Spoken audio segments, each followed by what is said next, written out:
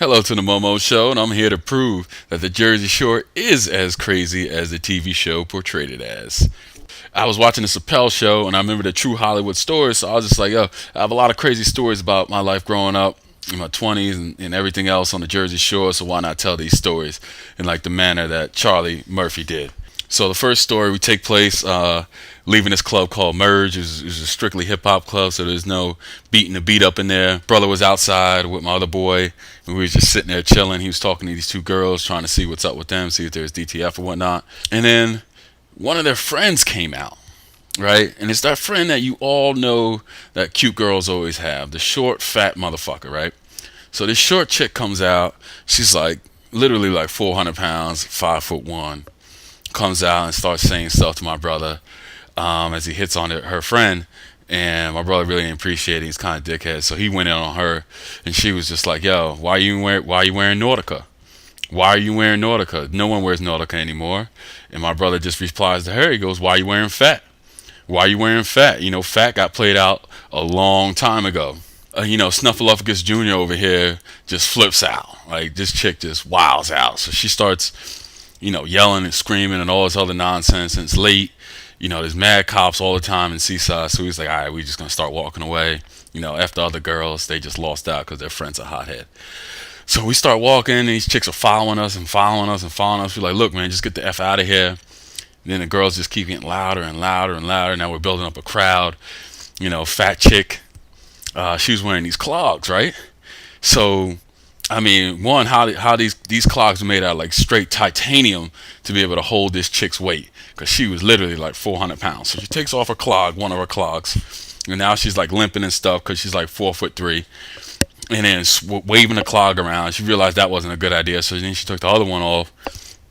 My brother's still cracking jokes on her, calling her a hippopotamus and all the other good shit. Which she deserved, because she was out here yelling shit all the time. She was yelling, being obnoxious for trying to walk away. This chick takes the freaking shoe, throws it at my brother, misses him. This shit hits me in the head, bounces off. It felt like someone just hit me with a freaking sledgehammer, because the shoe was like 40 pounds just to be able to support this bitch's weight. So then I'm sitting there like, man, what the fuck just went on, right?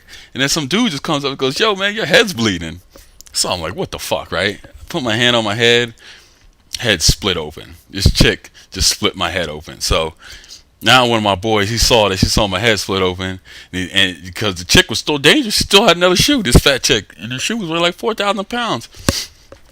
So she's out here waving the other shoe, and my boy, he was just like, look, he did the only thing he could do. Yeah, the dude was a smoker, right? He always has a lot of saliva, so he let one loose. He spit on her face.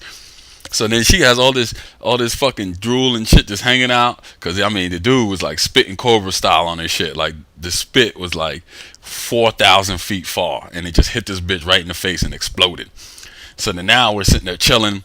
Girls are going crazy and all this other stuff. Cops roll up. Dudes come up to me. He's like, man, what you doing? What you doing? The cops are real fucking tough. And then they start talking to the girl. Girl's like, oh, he punched me in the face, cussed me in the face. Lying like bitches do. You know how bitches lie whenever they get in trouble and say someone punched them in the face or something. A cop comes up to me and he's like, yo, you a real tough guy, man. You think you could take me? You think you're a real tough guy? And I was like, come on, dude. One, I'll break your face. I'm 6'1", 225 pounds, solid. I will break your face. Don't talk to me like that again. And then an undercover cop was walking, and he saw the whole thing, and he was like, nah, the dude tried to stop it and all this other stuff. And then these dudes was like, yo, you don't want to press charges, do you? I was like, of course I want to press charges. Take that fatty in. So the cops ring up one of her friends, put them in the back of the car, take them down there. I got to jump in a freaking ambulance, take my ass over to Tom's River. I get my head stitched up. Like 2 hours later, now it's like 4:30 in the morning. My boys finally show up. These dudes are freaking wasted, running around a hotel, running around the hospital like some idiots. We jump back in the car and we take that joint back home, man. I got 9 stitches in my head. Fat girl threw a fucking clog at me, man. Can you believe this shit? I'm sitting here and a fat girl threw a clog at me. I've been in over 50 fights in my lifetime. I have never even got freaking a bloody nose. And the only time I ever got touched up was by a little 5'1", 400-pound hippo that decided to throw her fucking 10,000-pound clog at me. That's just one of my stories. It'll be updated every Wednesday. I'm gonna try and come back and give you another Jersey Shore, real Jersey Shore story. I got about 4,000 of them, so this shit's gonna last a while. Peace.